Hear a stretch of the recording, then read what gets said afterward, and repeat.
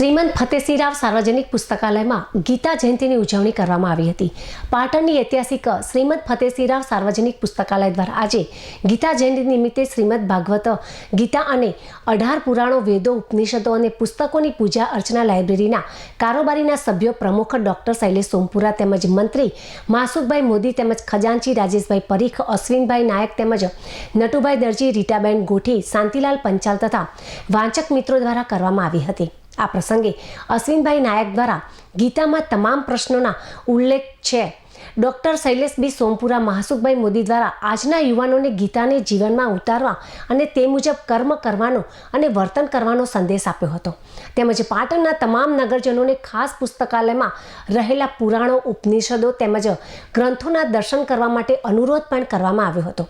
આ પૂજનની શરૂઆત લાઇબ્રેરીના પ્રમુખ ડોક્ટર શૈલેષ બી સોમપુરા દ્વારા શંખનાદ અને શ્લોકથી કરવામાં આવી હતી।